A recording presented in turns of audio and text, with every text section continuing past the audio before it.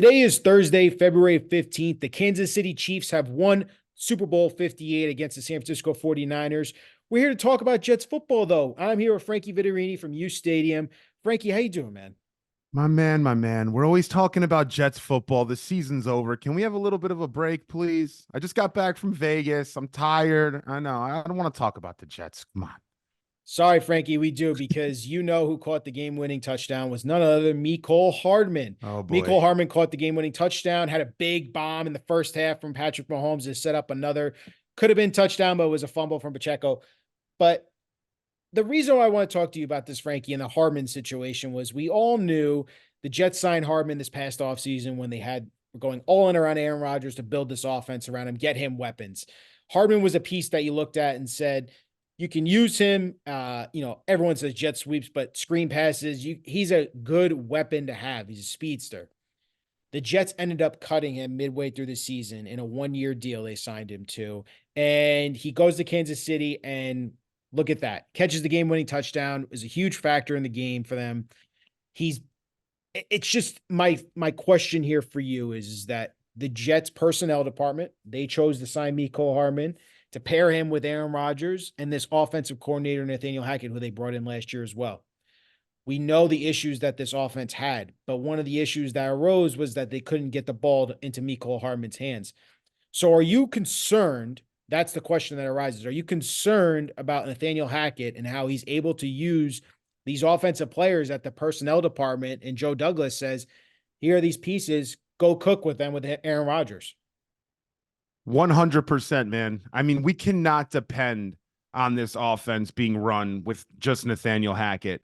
They need to figure out what they want to do, whether it comes from bringing in an advisor or whether you want to, in my opinion, get rid of Nathaniel Hackett. I don't care that Rodgers loves Nathaniel Hackett. This front office, this ownership group needs to figure out exactly what they want to do with the offense. And I really highly suggest them not depend on Nathaniel Hackett to call the plays for us. Let Rodgers do something with another OC. I know at this point nothing's going to happen, but if you want change, you have to do something to make change. And I don't think Aaron Rodgers is going to be a magician necessarily at 40 years old coming off an Achilles and just change life on offense, going from 32nd to what? Like, where are we going to go? You see the Super Bowl, you see Patrick Mahomes, you see the way Kyle Shanahan has that 49ers offense buzzing. You see the Detroit Lions, you see the Ravens. What does this team expect's going to happen? Nathaniel Hackett sucks as an offensive coordinator. I don't care that Rodgers loves him or he's like his best friend. Move on, make some changes. If you can't convince Rodgers on that, then I don't think you have enough control of the team that you're going to be able to put yourself in a position to compete with the teams I just named. Well, I think that was part of what we saw on the Athletic article from Diana Rossini is that they said Aaron 100%. Rodgers is the GM, Joe Douglas is the assistant GM. But that's kind of that other part of this where is Rodgers to be trusted enough to pick the weapons that he wants to play with on the offensive side of the ball, because he is essentially running this offense. No matter what, Nathaniel Hackett's going to be calling the plays. Aaron Rodgers, he's going to be checking the plays at the line of scrimmage if he doesn't like it. We saw it on the sidelines, and we saw it in training camp during Hard Knocks. Rodgers would get a play call in from Nathaniel Hackett, shake his head continuously and say, you calling that? And he would always change it at the line of scrimmage. So I think he's the de facto GM, and he's also the de facto offensive coordinator. But that's the question, I think, here is not only just, do you trust Nathaniel Hackett? Do you trust Aaron Rodgers to pick the right weapons to tell Joe Douglas, go sign these guys, go trade for these guys. These are the guys I want to play with because I know I can run the offense with them. That's the question ultimately you have to ask yourself here, Frankie. I know. And that's the question I think that nobody really has an answer to. I still don't know if we understand how this offense is going to run with Aaron Rodgers back there. I don't think that we necessarily get what sort of tempo we're going to have. How much are we going to throw? How much are we going to run? Are they going to use Bryce as much as we think? Is Rodgers going to drop back and throw 35 plus times? I don't think we have the answer to that. So I don't know. I'm trending towards Rodgers being 40 years old, Nate Hackett being one of his best friends or whatever their relationship is. Maybe the league's passing by him and we need to start ruffling some feathers in that relationship. But Let's wait and see. But this team better have a very agile plan in season where if things don't work, you're making changes fast because we don't have a lot of time. We don't have another season to waste. Year one of this Aaron Rodgers plan is gone. It's over. Pack it up. Don't think about it. Year two is here. It might be the last year of this plan, FYI. However, let's say it's a 3-year plan. We have to make changes quick. I don't. We can't go in and start the year 2-5 with a bad offense and then expect what us to Yeah. win 4 or 5 in a row, which I'm concerned about. So we'll see. Yeah, it's definitely a concern. I mean, you heard Woody Johnson speak at the NFL award show in Vegas. Oh He man, basically was blasting the coach, blasted Saleh, blasted Douglas, saying, this is it. This is the chance. This is their only chance. He didn't put a playoff mandate on the team, but in other words, he kind of did. And they are all in on this season. The things that I question, like you said, is I don't know if they'd be willing to pull that trigger. I think it's more like this is your 1 year. You get the whole year. If you prove you can make the playoffs and make a run, great. If not, we're moving on and we're going to go on to the next plan and whatever that course of action is going to be. It's a lot of pressure on them. It's a lot of pressure on this team. It's a lot of pressure on the quarterback and the offense coordinator to get it right. So some of those questions that you want to keep asking about how they're going to take action and build this offense around Aaron Rodgers, you're looking at the free agent market because we all know as Jets fans that they need another receiver to help support Garrett Wilson and to take some of that coverage and pressure that's on him because there are really no other pass catchers when you look at it. Lazard is a run blocking. I'd call him barely a 3 if we're being honest on a good offensive team. And they don't have a good slot receiver. Xavier Gibson was nice.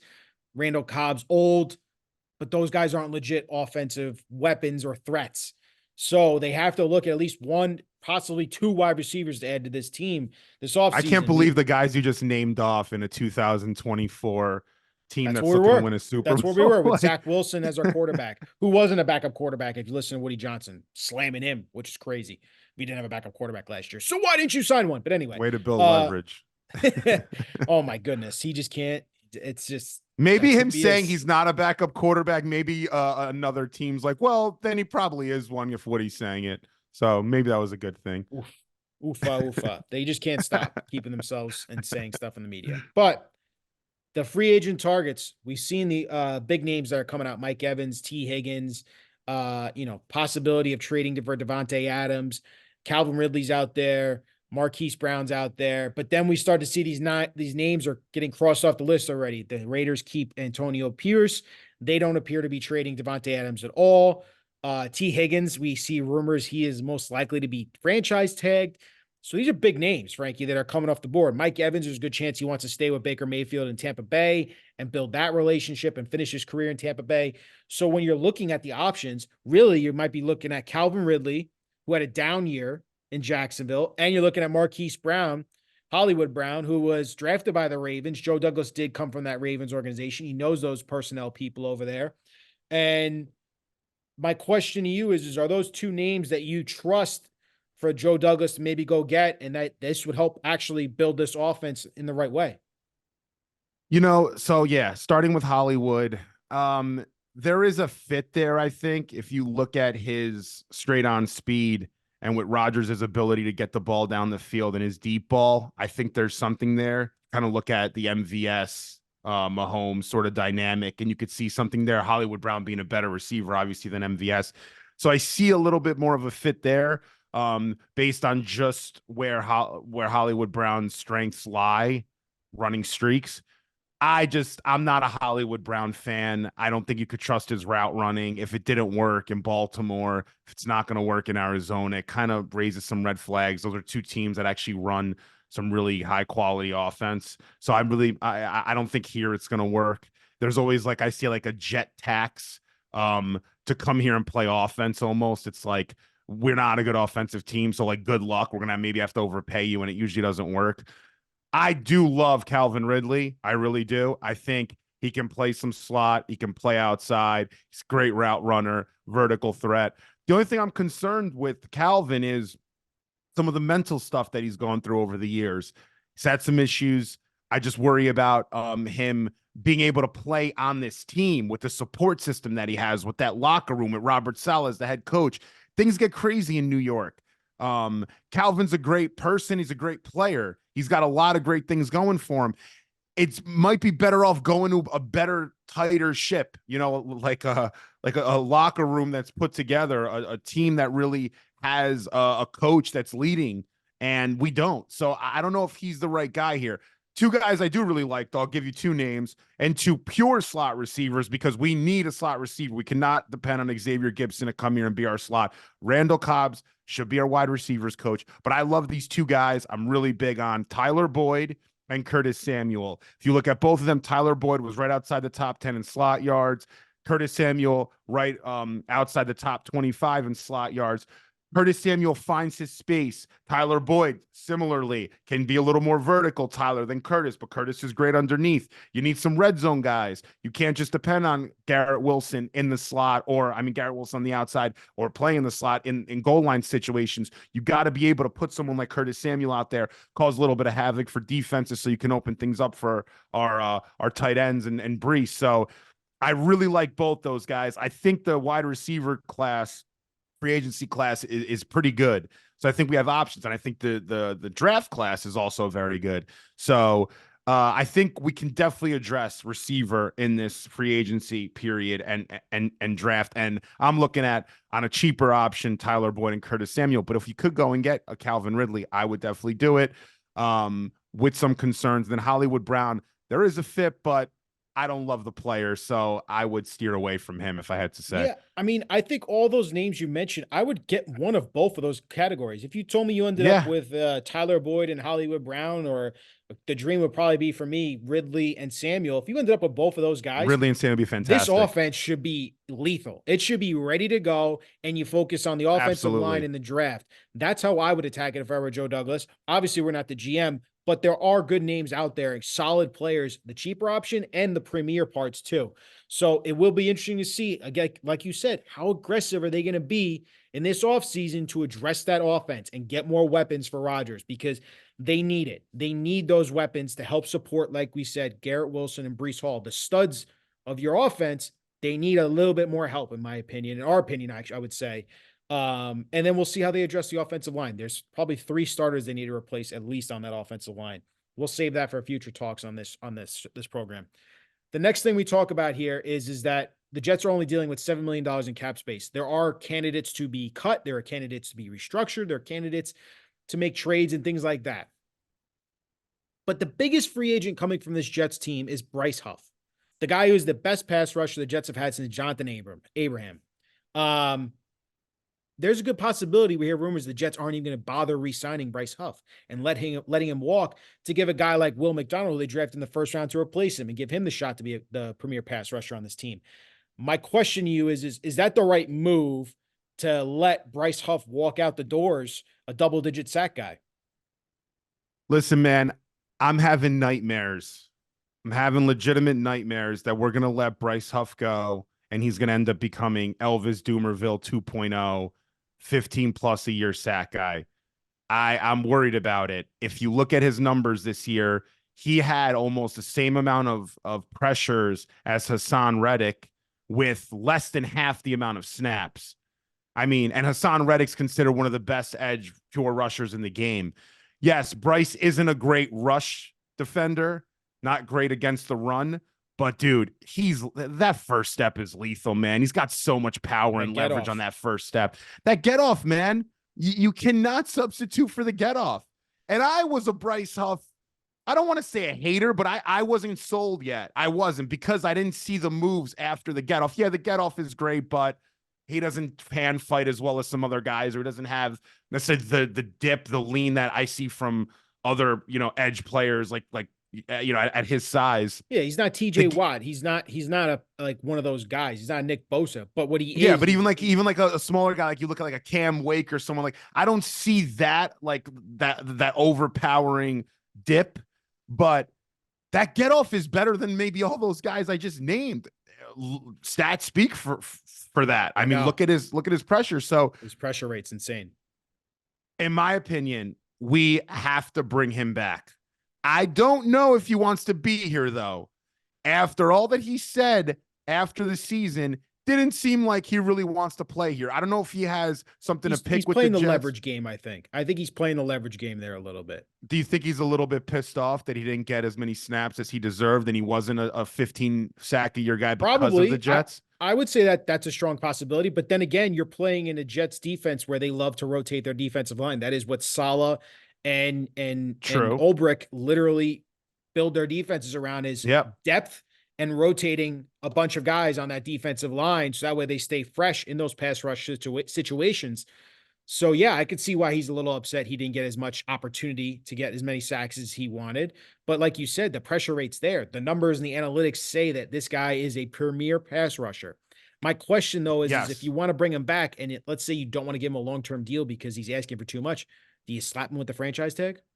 It's there. I mean, you know what? If you want to play that game, you can go down that route. I don't think it's going to end well. I think you're going to ultimately end up, I don't know, ruffling too many feathers and putting yourself in a position where you can't use the tag elsewhere.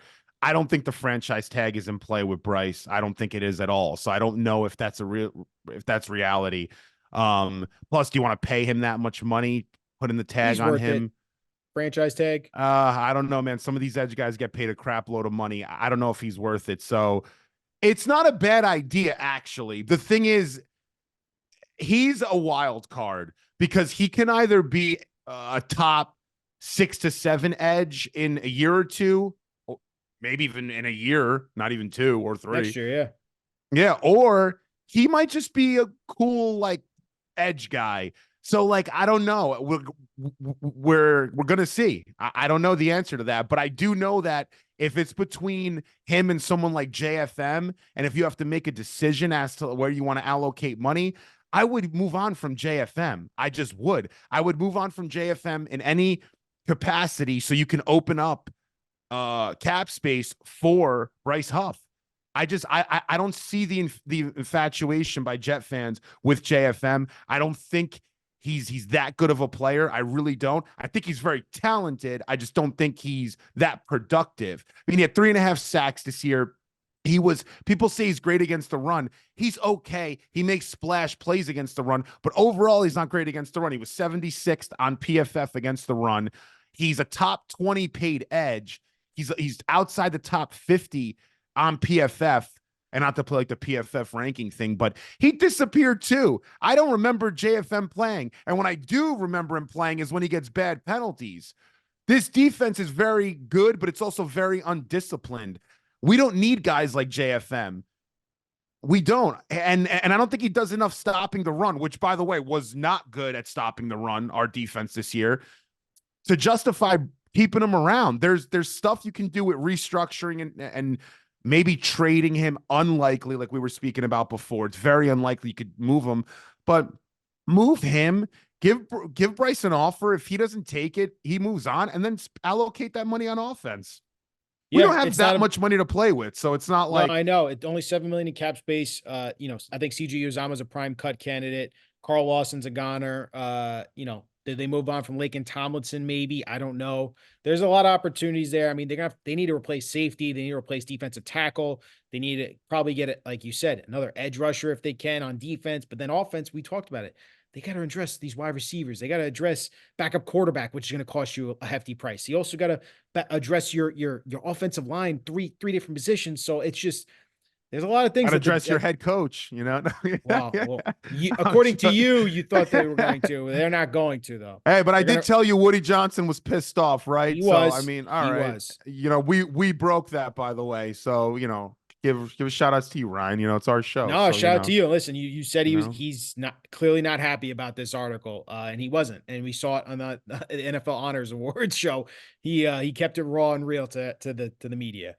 All right, Frankie, that's all I got for Jet stuff. Let's bring us all home. Ooh, NFL. woosah.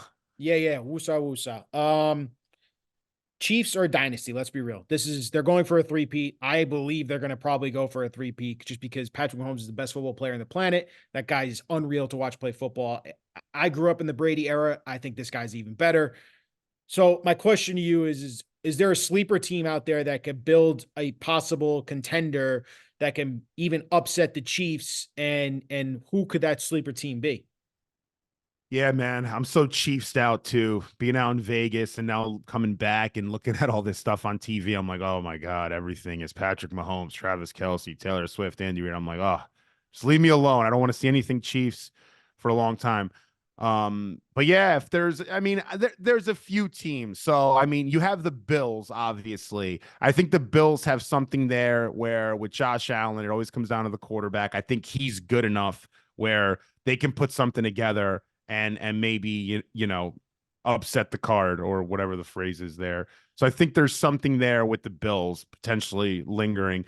I personally, and we're going to talk about this later, I'm a big fan of what the Jaguars are doing. I think the way that they're building, I think having the edge in Josh Allen, the other Josh Allen, and Trevor Lawrence and how he didn't have a great year, but I think he's got something there.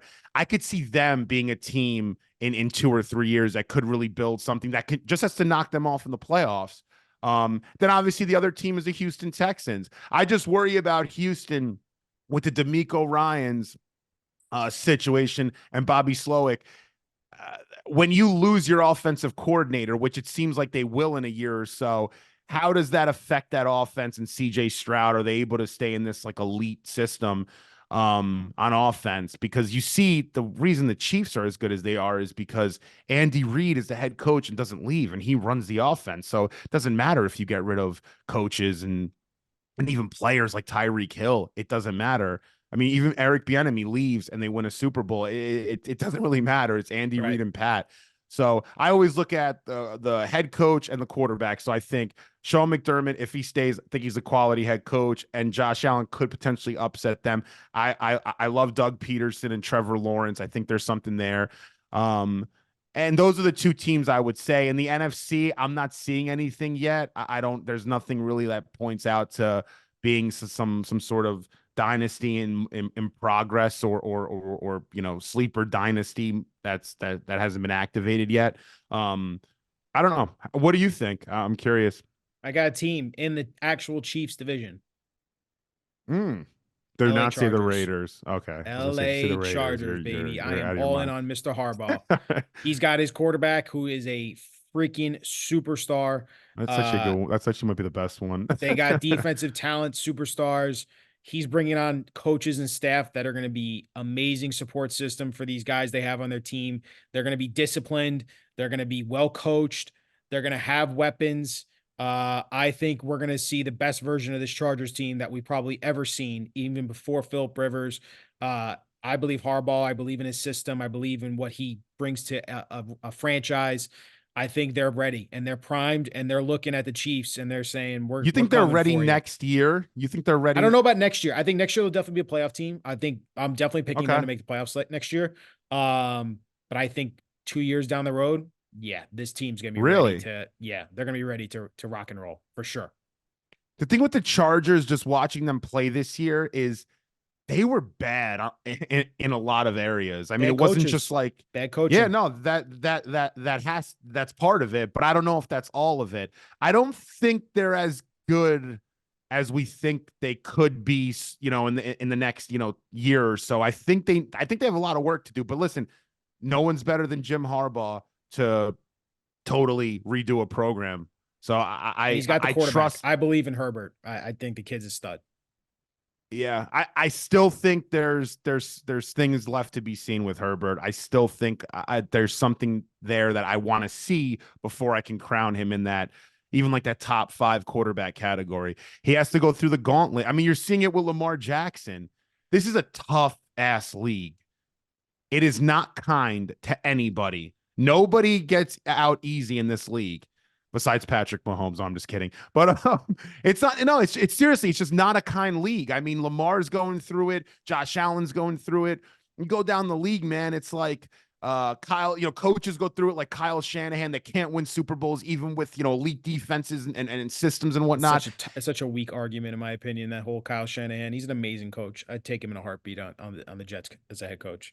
He is. Uh, But you know what? When I was in Vegas, I asked him a question, right? I actually asked him on the podium. I didn't like his answer. I didn't like when I asked him, I said, hey, Kyle, how do you prepare for a game like this? Do you prepare the same way as you do for a regular season game? He said, yes, we prepare. We do everything the same way. The only thing different is the outcome. I don't know. I mean, like, it's the Super Bowl. It's a do or die game. I understand that's how you're That's supposed to coach answer it. speak. So I'm not, yeah, it is. But I don't know. It seemed a little bit nonchalant about the whole thing. I was like, hey, dude, you got to kind of win this game, dude. You really can't, you know, yeah. I don't know if you're going to be able to survive another Super Bowl, Al. I think you need this, bro. I mean, And they clearly weren't prepared for overtime. That's for sure. they weren't. They didn't seem like they did seem like they prepared for that game like a regular season game. Yeah. So like it's literally what he said. So Wanting the ball third doesn't make sense, even with analytics. Especially when you're going up against Patrick Mahomes. You got to take into account analytics aside, you got to take into account who you're facing. You're going up against Patrick Mahomes and Andy Reid. They always are in their last second situations, even 20-second situations, 16 seconds. They're going to drive down the field and find a way to score, tie it up, win it, whatever. So you have to take that into account. And they clearly didn't take that into account.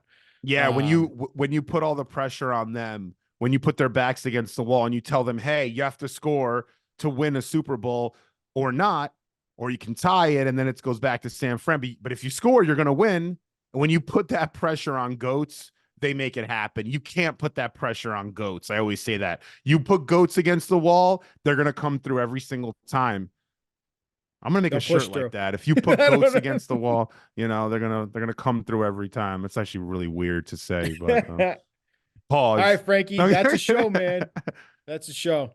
Great show, man. I miss you, bro. I miss you. Miss It's you good too, to be man. back. I'm sick of sleeping in a hotel that smells like freaking cigarettes and other things I don't want to speak about. So it's nice. It's nice to be here. Listen, I'm sure we're going to have plenty to talk about this Jets team as we move forward. Free agency is going to start real soon, and we'll be hot and heavy talking about that. So looking forward to it, man. Let's get it, my guy. Enjoy your little vacay too. Aruba's the best. I'll talk to you later, bud. Later, bro.